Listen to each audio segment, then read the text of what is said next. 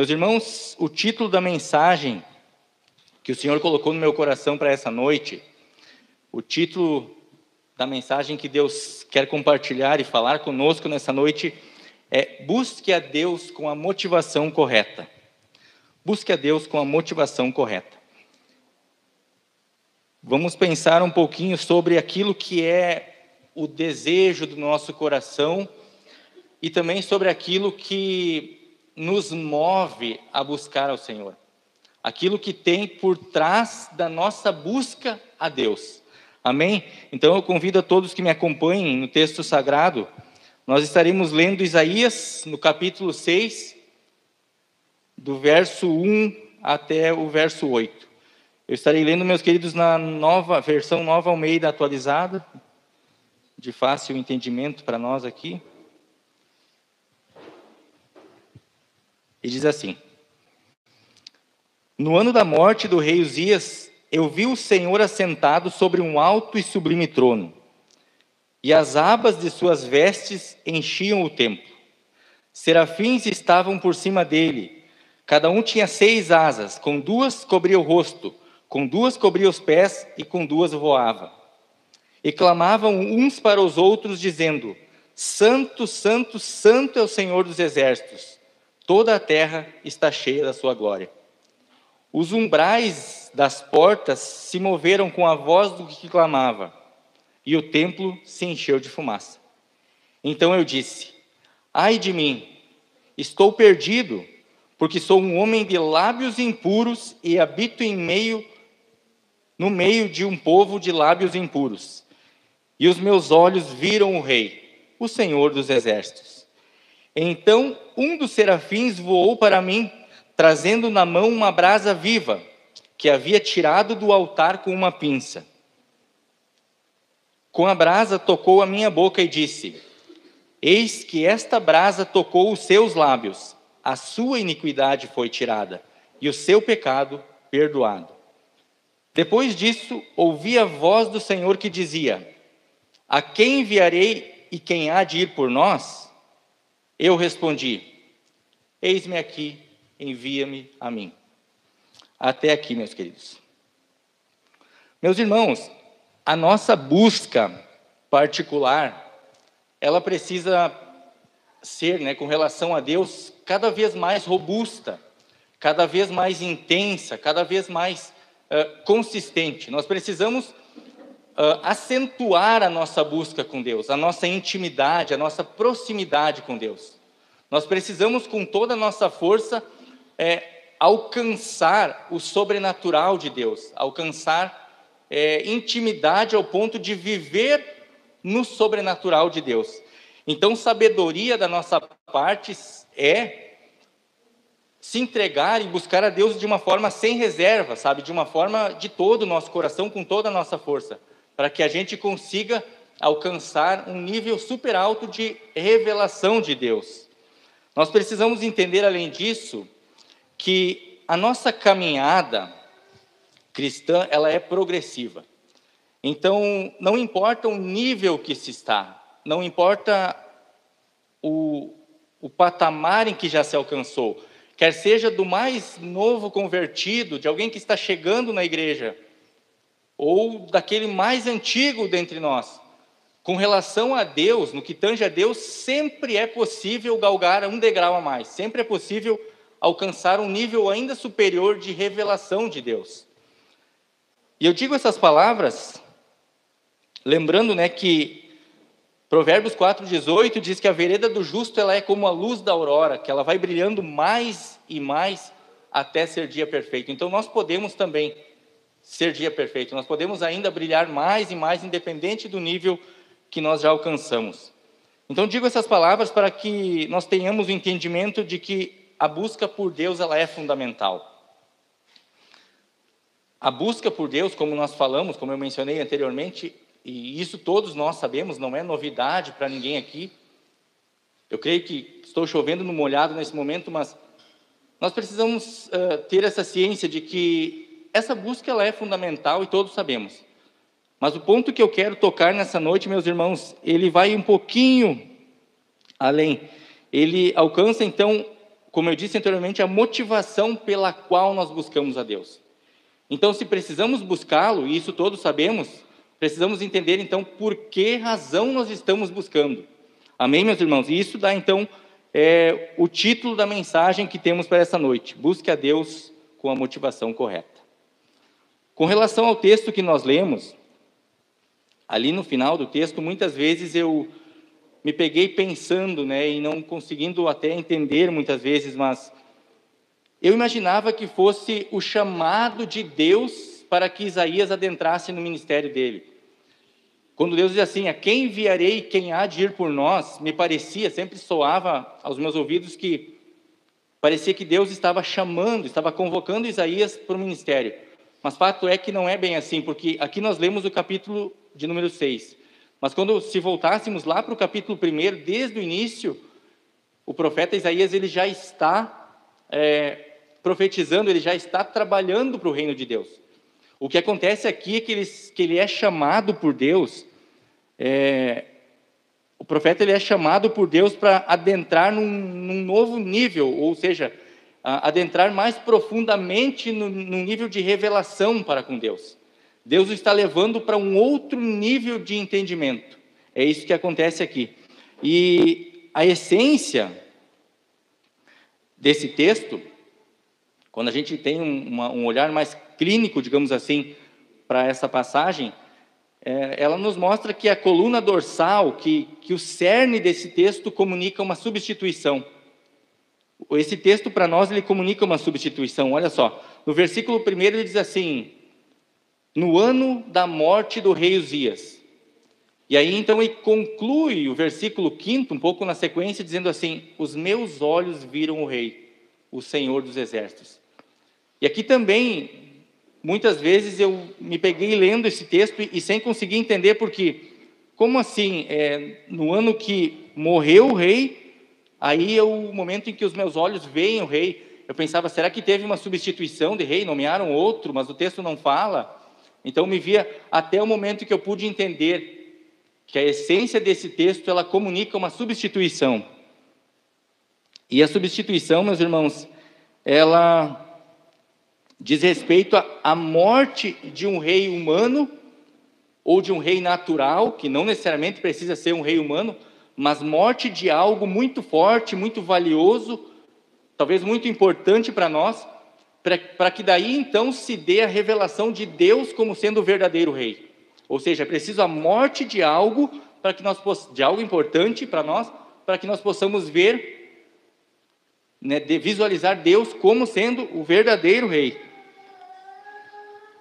Uzias, meus irmãos, ele foi um grande herói nacional, ele foi um grande conquistador, foi líder de um exército muito forte, e ele foi um homem que as páginas do texto sagrado mostram que tirou uma nação de uma situação muito delicada financeiramente, muito mal financeiramente, e a colocou num alto nível econômico, transformou numa grande potência econômica do seu tempo. Mas para que a gente consiga entender de fato essa substituição de um rei natural, para que haja a revelação de Deus como rei, nós precisamos entender de fato aquilo que Uzias representa, aquilo que Uzias figura para nós nessa noite. Aquilo que Uzias, de fato, representa para o nosso entendimento nessa noite. Então, vamos lá para 2 Crônicas. 2 Crônicas 26, a partir do versículo 3. Vamos ler ali um pouquinho para ter esse entendimento.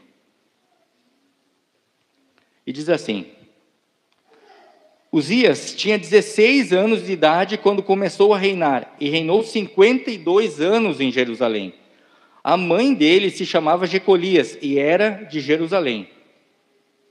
Ele fez o que era reto aos olhos do Senhor, segundo tudo o que Amazias, seu pai, havia feito. Propôs-se a buscar a Deus nos dias de Zacarias, que era sábio nas visões de Deus. Enquanto Uzias buscou o Senhor, Deus o fez prosperar. E aqui nós temos duas afirmações extremamente importantes e relevantes para o nosso entendimento nessa noite.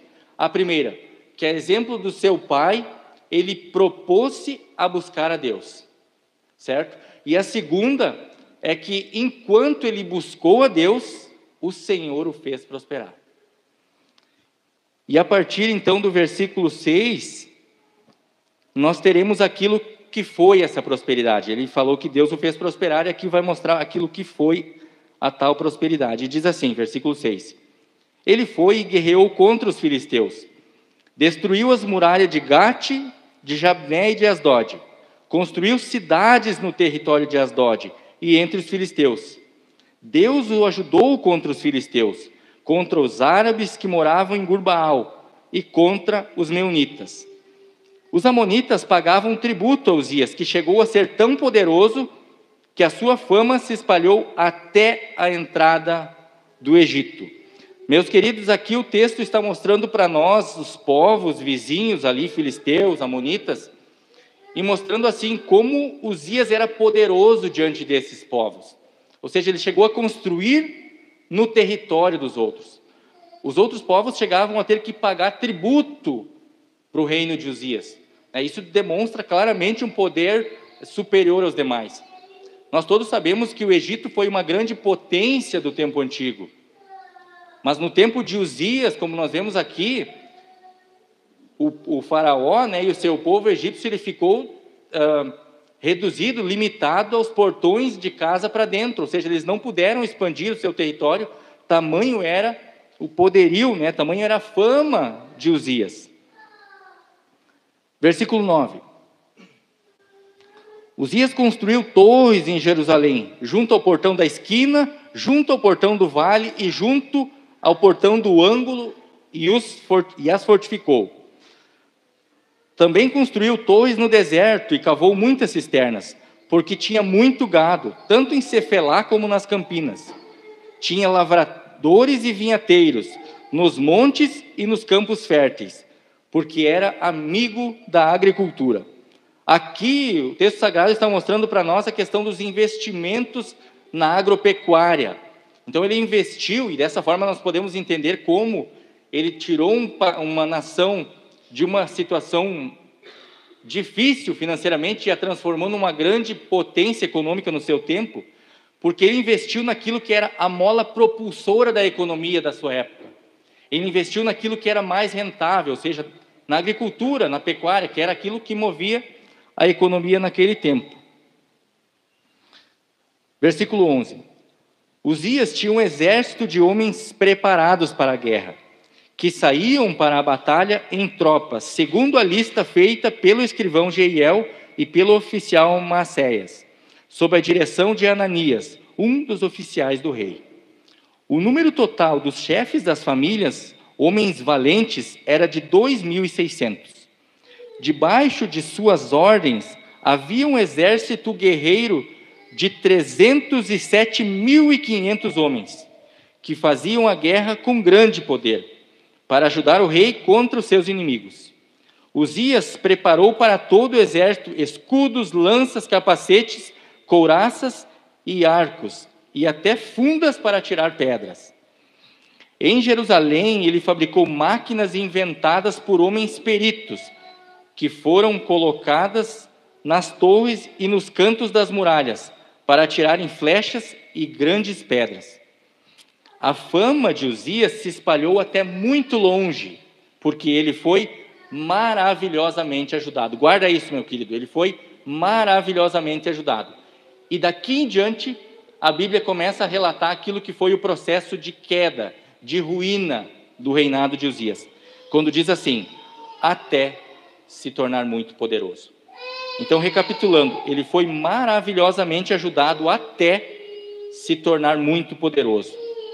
Uzias, meus queridos, ele encarna a figura de alguém que busca Deus por puro interesse. Ele representa aquilo que nós podemos chamar aqui nessa noite de uma busca interesseira. Ele buscou a Deus, ele se propôs a buscar a Deus, mas ele buscava a Deus com interesse naquilo que era o desejo do seu coração. E Deus o fez prosperar, então, até o momento dele se tornar muito poderoso. E o versículo 16 em diante relata o processo de ruína, e diz assim: mas depois que Uzias se tornou poderoso, o coração dele se exaltou para a sua própria ruína. Meus irmãos, Uzias, ele representa para nós alguém que busca a Deus usando o próprio Deus para alcançar aquilo que é o desejo do seu coração. Uzias representa alguém que busca a Deus por puro interesse em algo que é sua vontade, que é sua necessidade, que é aquilo que ele quer. Sabe, quando alguém busca a Deus para ganhar algo de Deus. Então é isso que Uzias figura para nós nessa noite. O ser humano, todos nós temos um pouco disso. Todos nós temos um pouco de Uzias dentro de nós. Quando buscamos a Deus, muitas vezes, em primeiro lugar, por aquilo que Ele pode fazer por nós. E só depois nós pensamos em buscar a Deus por aquilo que Ele é de verdade. E justamente por não ser uma situação exclusiva, um pecado exclusivo de Uzias, é que Deus traz isso para nós e oportuniza que nós possamos aprender sobre isso. A Bíblia diz que tudo quanto foi escrito para o nosso ensino foi escrito. Então, verdades como essas, elas precisam mover algo no nosso íntimo. Elas precisam nos levar a um constrangimento de mudar de fato aquela nossa conduta, de agir como quem entendeu essa palavra e mudar o nosso comportamento daqui em diante. Nós precisamos, meus irmãos, nos livrar disso que é uma busca interesseira, disso que é o Uzias que habita dentro de nós. Pensando ainda em busca interesseira, me lembro de uma passagem que as escrituras apresentam, de um momento em que Jesus ele curou 10 homens que estavam leprosos. Fez um milagre ali e curou 10 homens que estavam leprosos. E esses homens eles foram adiante, seguiram sua viagem e depois de um tempo, apenas um voltou para agradecer a Jesus. E quando ele chega diante do mestre, Jesus logo pergunta: e cadê os outros 9? E nesse momento Jesus tem um entendimento de quê? De que 9 daqueles 10 homens, meus irmãos, eles apenas buscaram a Jesus por interesse, por seu próprio interesse. Ou seja, eles queriam a cura, eles não queriam Jesus. Apenas um voltou para agradecer e dar continuidade no processo. Da mesma forma, meus queridos, muitas vezes nós, infelizmente, também temos buscado a Deus, temos orado a Deus, buscado em Jesus aquilo que é o desejo do nosso coração. Muitas vezes nós temos buscado ao Senhor em primeiro lugar, ou seja, primeiro momento por aquilo que Deus pode fazer por nós. E enquanto eu orava, enquanto eu meditava nessa palavra, o Espírito Santo me trouxe à memória o início da minha caminhada. Naquele momento em que eu dava meus primeiros passos como cristão, e eu lembrei de quando eu orava por coisas que eu já tenho hoje, por outras que estão em andamento, por tantas coisas, irmãos, sabe? Questões profissionais, materiais, conjugais, questões de todas as esferas ministeriais. E aí eu pude entender, o Espírito Santo me trouxe o entendimento de que naquele momento, sim, a minha busca ela era de certa forma interesseira.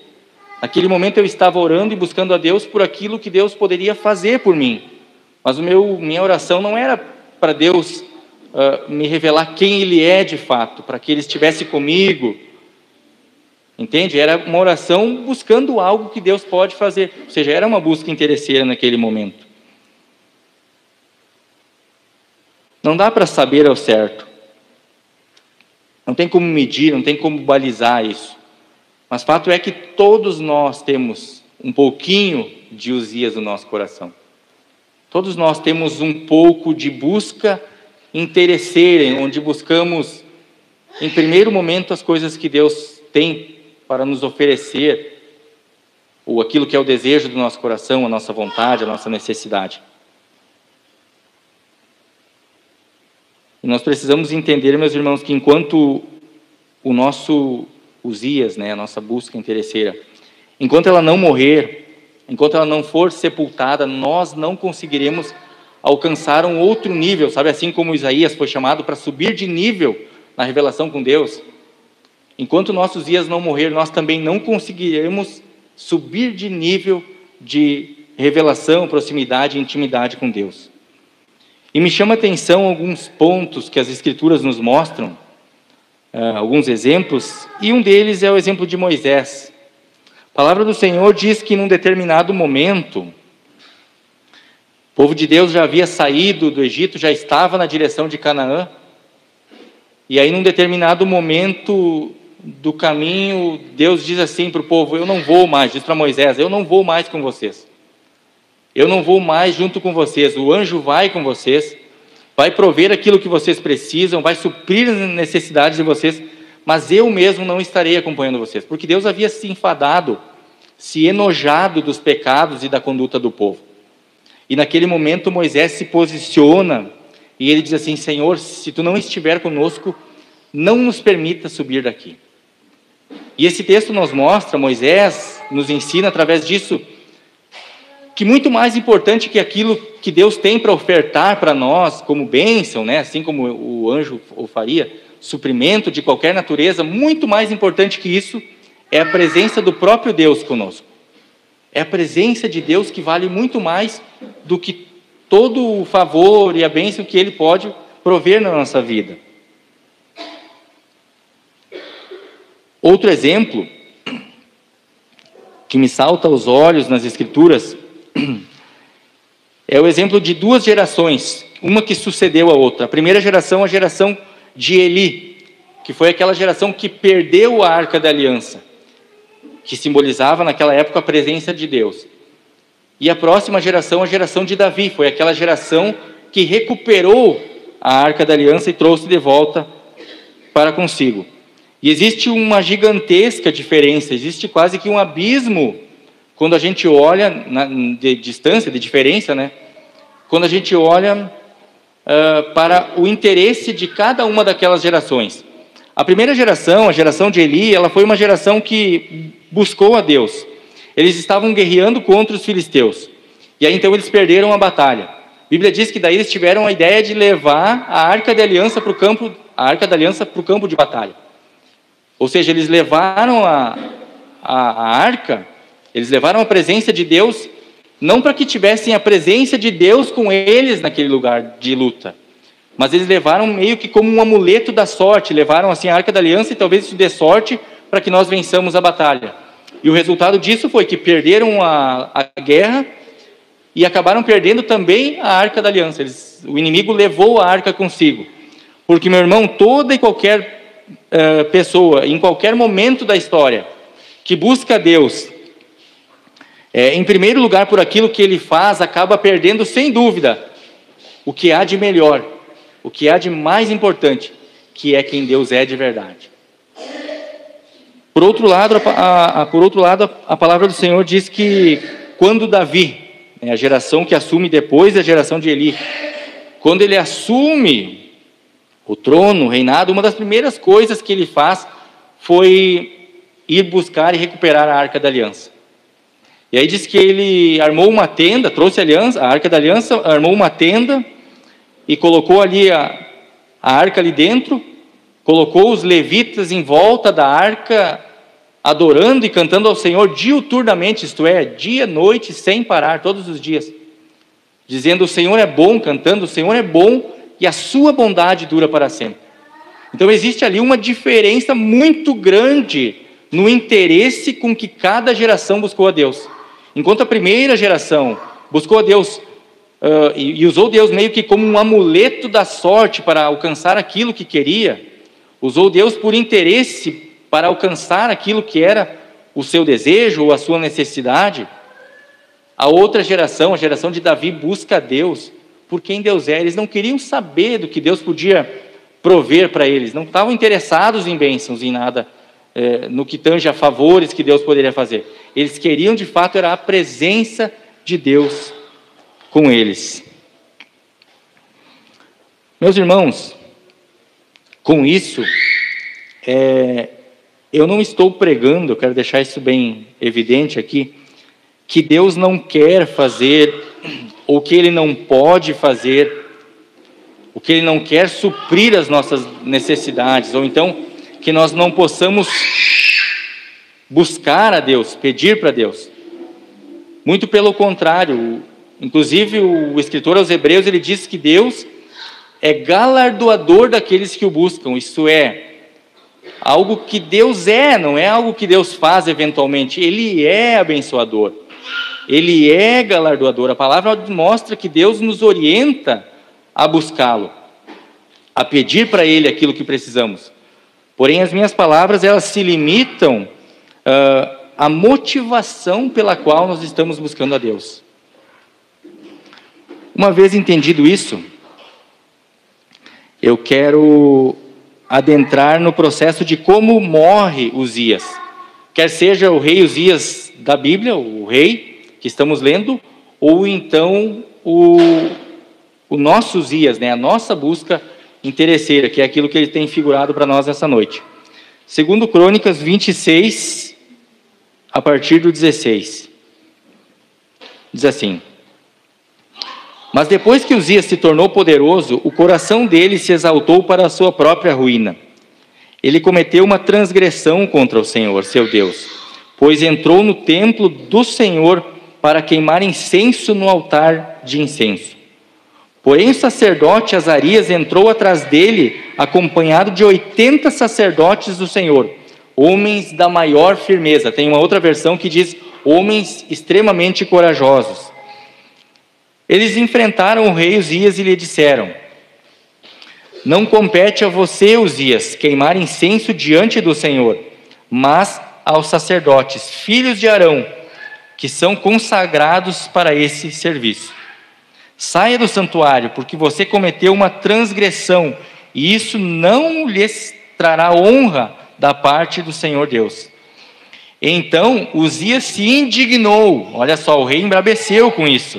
Uzias se indignou, ele tinha um incensário na mão para queimar incenso.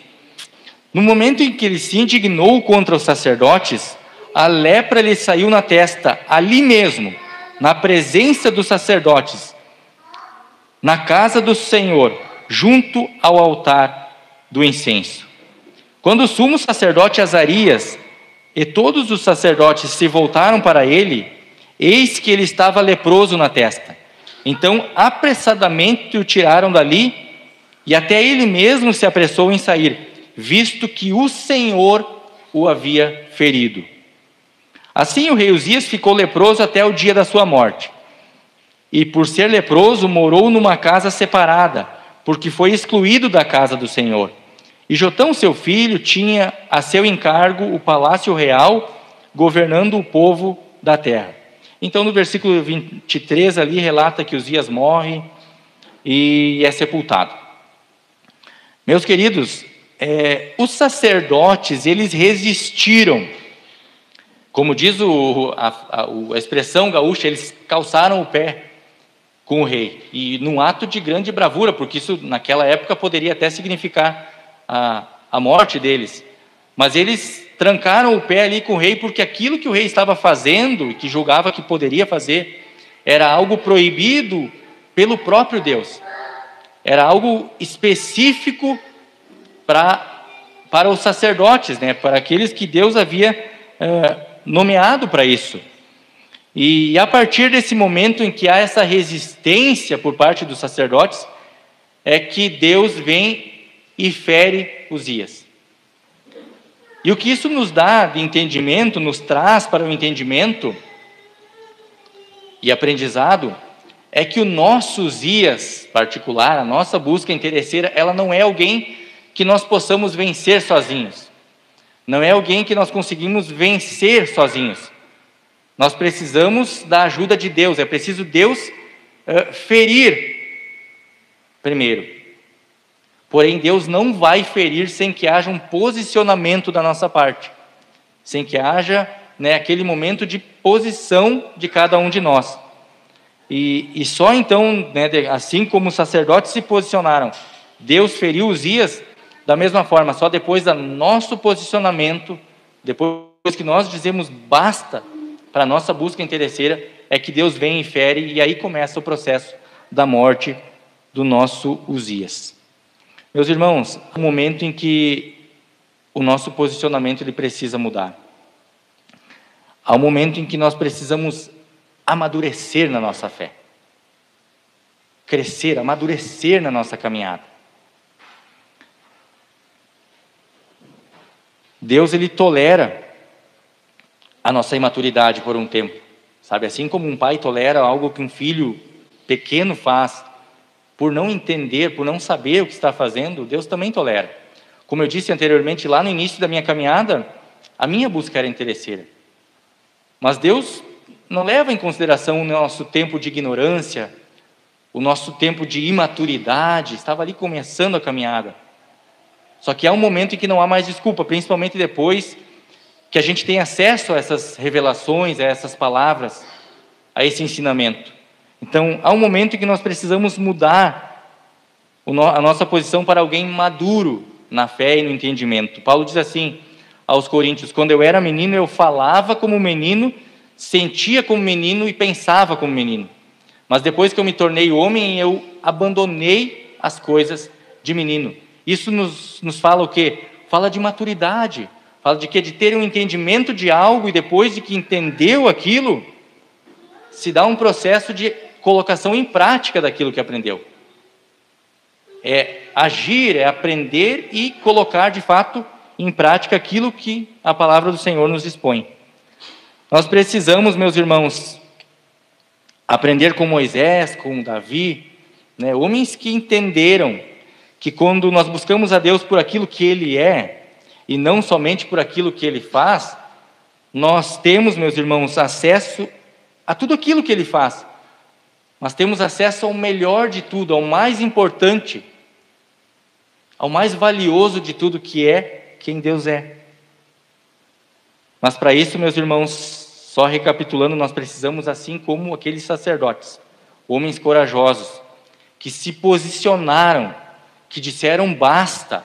Eu me lembro do pastor ministrando aqui no culto de ceia de sábado, onde ele diz assim, que a gente precisa ser enérgico, ou seja, é ter uma posição de dizer chega disso. De agora em diante eu entendi e eu vou agir de uma forma diferente. Para que haja, meus irmãos, uma revelação extraordinária de Deus como Rei,